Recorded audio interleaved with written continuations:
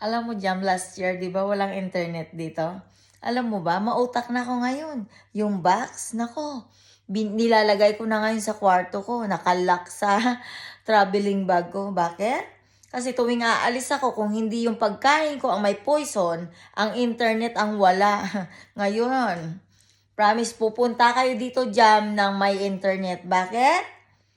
Hay nako, tinatanggal ko at nilalak ko ang box na inaanuhan ng mga ano na yun dati, kahit ganunin mo hindi gumagana.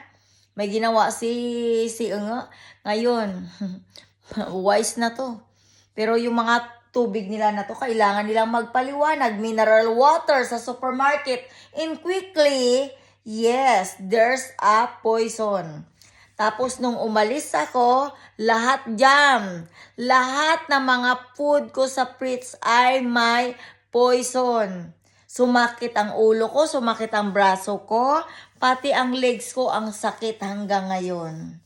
Alam niyo kung ano yung gusto nila? Sirain nila ang katawan ko. Yun ang goal nila sa buhay. Tapos alam nila na nagbibideo ako sa supermarket para alam ko na safe ako.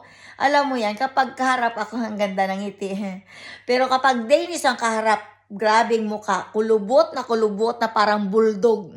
Alam mo yung bulldog na mukha? Ganun na ganun ang mukha nila. Ang sarap ipalapa sa bulldog na wild. Yun lang ba, Jam? Jam, please, tulungan nyo kami. Sa totoo lang, si Abby gusto kong hilahin paalis dito. Yun ang totoo. Dahil alam ko na hindi safe si Abby. Si Abby, nagtitiis na hindi maligo araw-araw, yung buhok niya na dikit-dikit. May dandruff sa ulo. Yes. Sa totoo lang dito yan, shiny ang buhok. Tignan mo naman yung buhok ko, shiny, di ba? Sa kanya Jam, kapag ginanon ko, shiny pa rin pero may dandruff na siya. Alam mo, sa totoo lang, nabubwisit na ako sa nag-aampon sa anak ko. Ang sarap patayin, patalikod, sa pamamagitan ng kulam. Sa totoo lang, tinuturuan ako ni Auntie na huwag mag-hate sa dahil hindi maganda ang mayroon kang sama ng loob. Pero yung ginagawa nila, nakakapisting yawa. Sa totoo lang, yung pumunta ka sa supermarket, ang pangit-pangit kung dumikit sa mga pangit na tao. Nakakapangit ng mukha ko. Bakit? Tignan mo naman yung mga itsura nila dyan. Nakita mo yung mukha ng bulldog. Ganun pinapakita nilang galit na galit sa kapwa Danish nila. Yes. Pero ako ang iniinsulto niyan.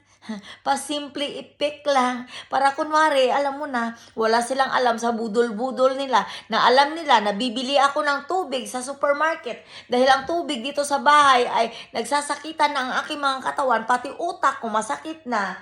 Ayun guys, nagagawa pa nilang maglagay ng poison sa poking inang bottle ng water. Diba, pistinyawa? Kahapon, dinugasan ako ng 48 crowns.